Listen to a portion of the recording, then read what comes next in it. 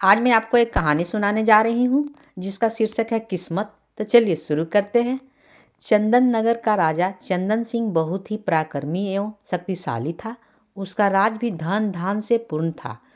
राजा की ख्याति दूर दूर तक फैली थी। एक बार चंदन नगर में एक ज्योतिषी पधारे। उनका नाम था चंद्रशील।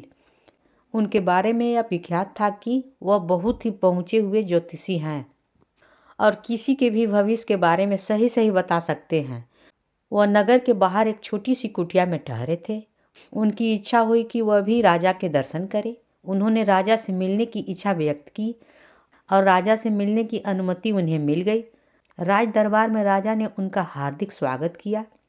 चलते समय राजा ने ज्योतिषी को कुछ हीरे जवाहरात देकर विदा करना चाहा, परंतु ज्योतिषी ने यह कहकर मना कर दिया कि वह सिर्फ अपने भाग का खाते हैं। राजा की दी हुई दौलत से वह अमीर नहीं बन सकते। राजा ने पूछा, इससे क्या तात्पर्य है आपका गुरुदेव? कोई भी व्यक्ति अपनी किस्मत और मेहनत से गरीब या अमीर होता है। यदि राजा भी किसी को अमीर बनाना चाहे तो नहीं बन सकता है। राजा की दौलत भी उसके हाथ से निकल जाएगी। यह सुनकर राजा को क्रोध आ गया। गुरुदेव, आप किसी का हाथ देखकर यह बताइए उसके किस्मत में अमीर बनना लिखा है या गरीब। मैं उसे उलटकर दिखा दूंगा। राजा बोले, ठीक है, आप ही किसी व्यक्ति को बुलाइए, मैं बताता हूँ उसका भविष्य और भाग। ज्योतिषी ने शांतिपूर्वक उत्तर दिया। राजा ने अपने मंत्री को चुपचाप कुछ आदेश दिया और कुछ ही क्षण में एक सजा धजा नौजवान ज्योतिषी के सामने हाजिर हो गया। ज्योतिषी चंद्रशील ने ध्यान से उस व्यक्ति का माथा देखा, फिर हाथ देखकर कहा, यह व्यक्ति गरीब से जन्मा है और जिंदगी भर गरीब ही रहेगा। इसे खेतों और पेड़ों के बीच कुटिया में रहने की आदत है और वह वहीं रहेगा। राजा चंदन सिंह सुनकर हैरत में पड़ गया।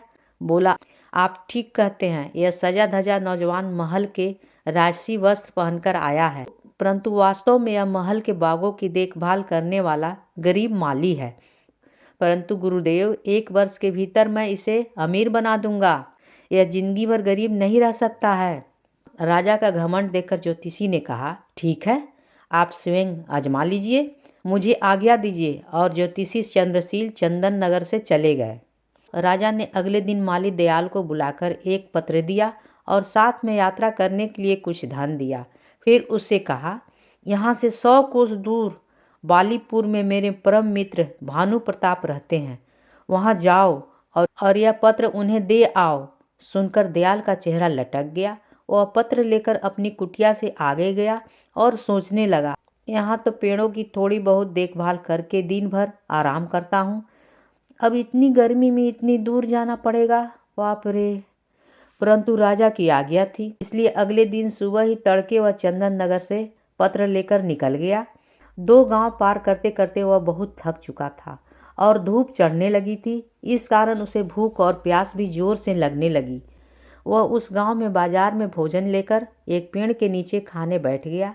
अभी आधा भोजन ही कर पाया था कि उसका एक अन्य मित्र जो खेती ही करता था मिल गया। दयाल ने अपनी परेशानियां अपने मित्र को बताई। सुनकर मित्र हंसने लगा। बोला, इसमें परेशानी की क्या बात है? राजा के काम से जाओगे, खूब आव भगत होगी।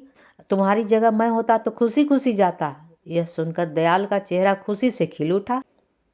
तो ठीक है भैया, तुम ही यह पत्र लेकर चले जाओ, मैं एक दिन यहीं आराम करके वापस चला आऊँगा। मित्र ने खुशी खुशी वह पत्र लिया और 2 दिन में बाली नगर पहुँच गया। वहाँ का राजा भानु प्रताप था। उसका मित्र आसानी से भानु प्रताप के दरवाजे तक पहुँच गया और सूचना भिजवाई कि चंदन नगर के राजा का दूत आया है। उसे तुरंत अंदर बुलाया गया। मित्र की खूब आवभगत हुई। दरबार में मंत्रियों के साथ उसे बैठाया गया। जब उसने पत्र दिया तो भानु प्रताप ने पत्र खोला। पत्र में लिखा था, प्रिय मित्र, यह बहुत योग्य एवं मेहनती व्यक्ति है।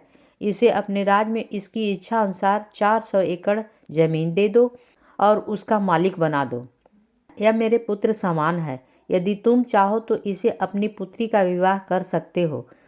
वापस आने पर मैं भी उसे अपने राज के 5 गांव इनाम में दे दूंगा। राजा भानु प्रताप को लगा कि यह सचमुच में योग्य व्यक्ति है।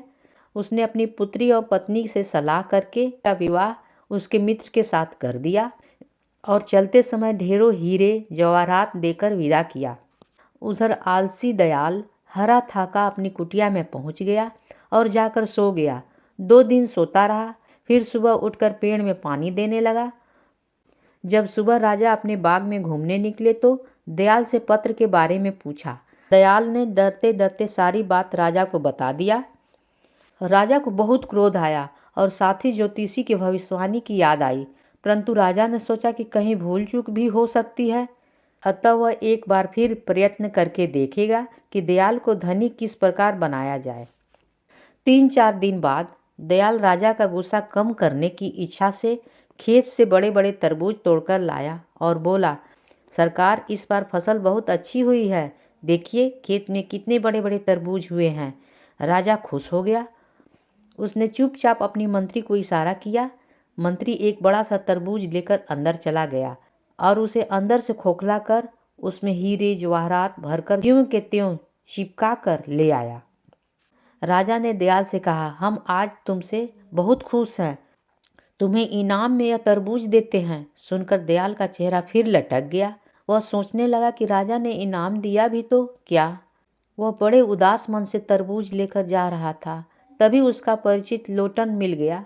वह बोला, क्यों भाई इतने उदास होकर तरबूज लिए कहाँ चले जा रहे हो? क्या करूं, बात ही कुछ ऐसी है, आज राजा मुझसे खुश होकर यह इनाम में तरबूज दिया है। भला तरबूज भी इनाम में देने की चीज़ है? मैं किसे खिलाऊंगा इतना बड़ा तरबूज? लोटन बोला, निराश क्यों होते हो भाई, इनाम ही तो दिया है। अगर मुझे ऐसा इनाम मिलता तो मेरे बच्चे खुश हो जाते। फिर ठीक है, तुम ही ले लो यह तरबूज। और दयाल तरबूज देकर कुटिया पर आ गया। अगले दिन राजा ने दयाल का फिर वही फटा हाल देखा तो पूछा, क्यों तरबूज खाया है नहीं? दयाल ने सारी बात राजा को चुपचाप बता दी। राजा को दयाल पर बड़ा क्रोध आया, पर राजा क्या कर सकता था। अगले दिन दयाल ने लोटन को बड़े अच्छे अच्छे कपड़े पहने बगी में जाते हुए देखा तो उसके आश्चर्य का ठिकाना न रहा। दयाल ने अचानक धनी बनने का राज लोटन से पूछ ही डाला। दयाल ने अचानक धनी बनने का राज लोटन से पूछा तो उसने तरबूज का किस्सा बता दिया। तभी उसने देखा कि किसी राजा की बारात आ रही है।